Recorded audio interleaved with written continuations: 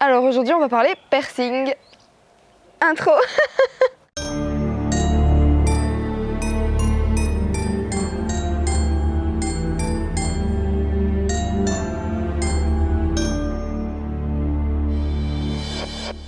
Mes tout premiers piercings, c'était tout bêtement les trous aux oreilles que j'ai certainement fait en bijouterie quand j'étais petite. Du coup, j'ai rien à dire là-dessus parce que je m'en souviens pas. Ensuite, après ça, j'ai fait mes premiers écarteurs vers l'âge de 13 ans, ce qui est un peu jeune, on peut se le dire. Je les ai écartés comme tout le monde faisait, avec des bêtes spirales à la con en plastique, le truc à pas faire. Je vous le conseillerais pas du tout, et si je pouvais vous donner un petit conseil pour vous écarter les lobes, ce serait d'aller vraiment chez un perceur qui vous fera ça bien, et pas avec des cornes ou des trucs achetés sur Crazy Factory pas très cher, ce que j'ai fait. Parce que le problème des cornes, c'est qu'en fait ça peut vous créer un blowout, donc du coup c'est un bout de peau qui pend à l'arrière, ce qui est dégueulasse. Ensuite, après les écarteurs, c'est mon nez que j'ai fait percer. J'ai fait du coup le nostril, la narine vers 2014-2015 à peu près. Du coup c'était après les cours avec une amie en ville. Elle s'est fait le septum. D'ailleurs c'était le pire salon de piercing que j'ai vu de ma vie. Mon nostril ça a été plus ou moins, mais elle a fait son septum. Et la perceuse, intelligente, elle a pris l'aiguille, elle lui a rentré à moitié, mais elle l'a ressortie parce qu'elle a vu que du coup ma pote avait mal et elle pleurait. Du coup, elle s'est dit que c'était une très bonne idée de sortir l'aiguille. Elle lui a dit « Oh mon Dieu, tu pleures, est-ce que t'as mal ?»« Oui, j'ai mal, vas-y, re-rentre l'aiguille. » Du coup, elle a repassé encore une fois. Elle est sortie de là, elle pissait le sang. Puis elle était là en mode « Allez, c'est 50 €, merci. » L'enfer. C'était une perceuse qui perçait dans un salon. C'était pas un salon, c'était un... En fait, elle avait un petit truc à l'arrière pour percer, mais le principal de la boutique, c'était une vieille boutique où ils vendaient les bêtes figurines avec des dragons, des anges et des bols Johnny Hallyday. Et on s'est vraiment dit, putain, parfait, c'est une très bonne idée d'aller là. Forcément, j'ai pas payé cher, j'ai dû payer mon piercing 20 €. Elle a payé son septum qui pisse le sang, elle a dû le payer une cinquantaine parce qu'elle a pris un vieux produit avec.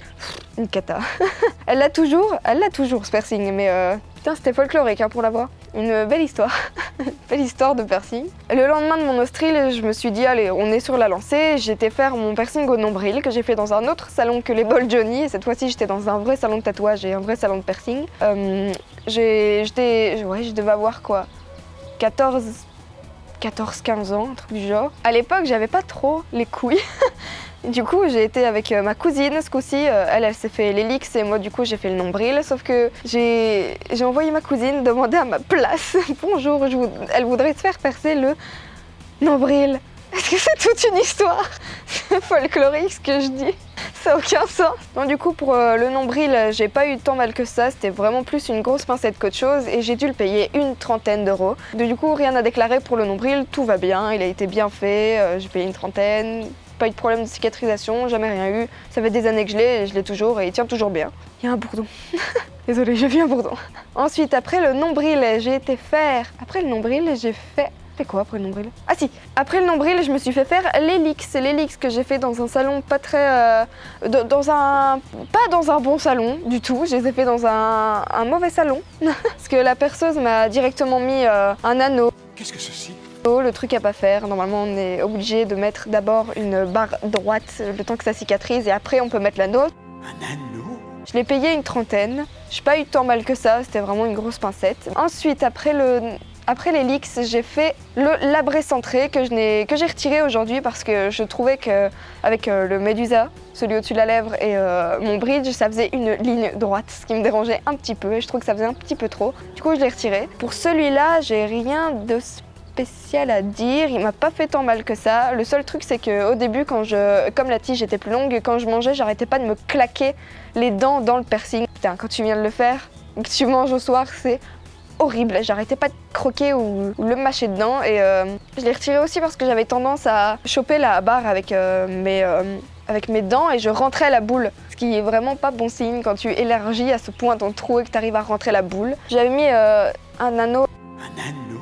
Avec, je varie entre des anneaux normaux ou des anneaux à deux boules. Est-ce que c'est clair ce que je dis? Avec des fers à cheval en gros. Du coup je mettais ça variait, je mettais les deux, mais j'aimais pas trop un point tout seul. Je trouvais ça pas très féminin sur moi. Ensuite, après celui-là, du coup, le labré, je me suis fait faire à Lille avec des amis quand on était sortis. On allait se promener à Lille et du coup, on s'était dit qu'on allait se faire des piercings.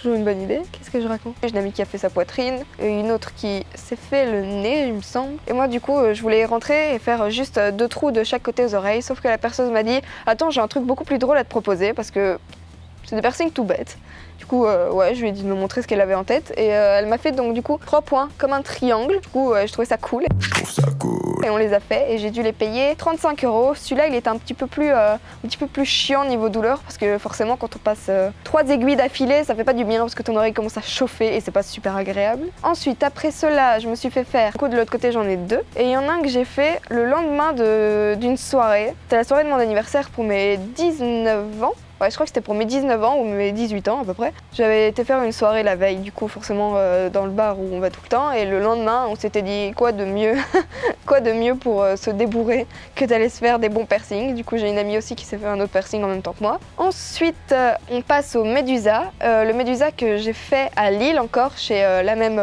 perceuse qui m'a fait les 3 trous. Pour celui-là, il m'a fait beaucoup plus mal que le labret, ce que je pensais pas, étant donné que c'est à peu près la même zone, c'est la lèvre. Mais en fait, non, il fait beaucoup plus mal. J'ai la lèvre qui a gonflé, mais gonflé sévère pendant 1 semaine à peu près. J'avais vraiment une énorme babine.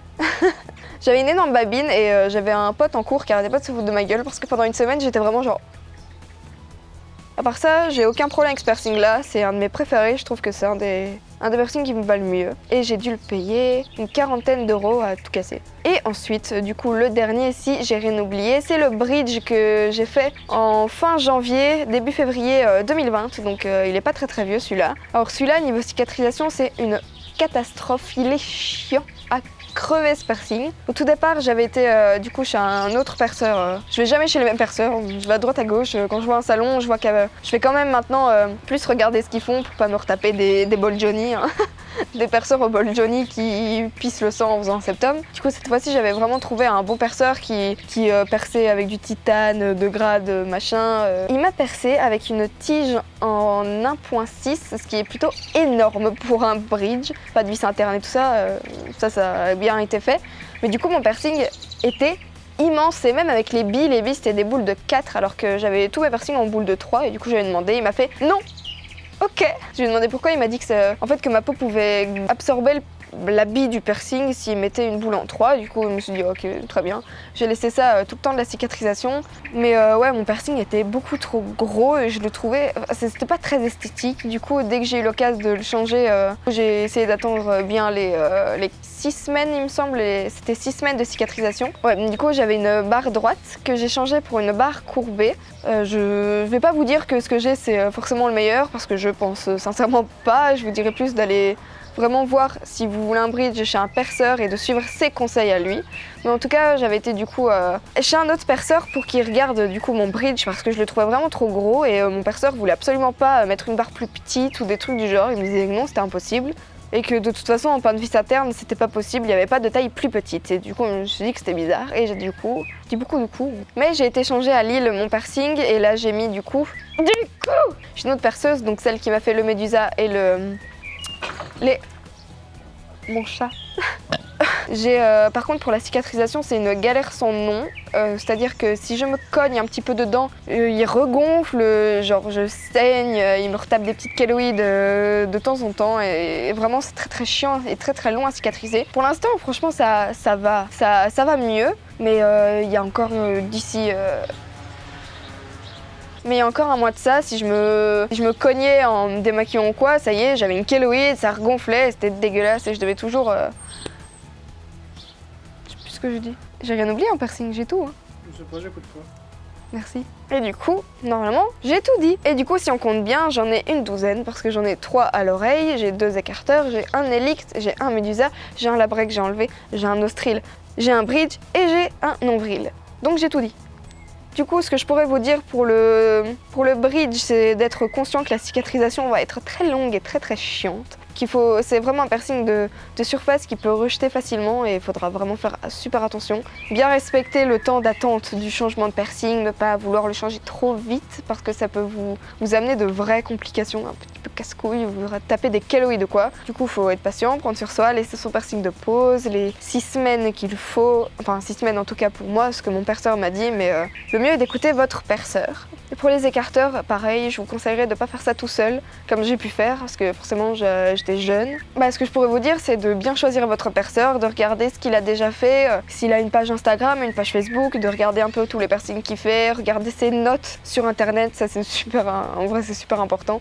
Pas aller chez n'importe qui, pas faire comme j'ai tendance à faire, voir un perceur dans une ville et oh, c'est un perceur, c'est son métier, normalement il devrait s'y connaître. Non, je vous assure que ça marche pas comme ça. Vraiment prendre le temps d'être renseigné et même si un piercing ça s'enlève, vraiment bien réfléchir à ce que vous voulez parce que même si ça s'enlève, ça peut laisser des traces et certaines visibles. Je pense notamment à tout ce qui est bridge du coup qui va vous laisser une trace entre les 2 yeux, les joues qui peuvent vous laisser des traces et même vous faire des creux dans les joues. Et la morale de l'histoire, c'est de ne pas aller se faire percer chez des gens qui vendent des bols Johnny. Pire morale de l'histoire. Du coup, j'espère que cette vidéo vous aura plu. N'hésitez pas à vous abonner si c'est le cas, à me poser des questions en commentaire, je serai contente d'y répondre. N'oubliez pas de mettre un petit pouce bleu. N'oubliez pas de mettre votre petit pouce bleu. Votre petit pouce. Lâche un like si ça t'a plu. Ciao, bye bye. N'hésitez pas à mettre un like si jamais vous avez aimé cette vidéo. Et on se retrouve bientôt pour la prochaine. Ciao, bye bye. Ciao, bye bye. Ciao, bye bye.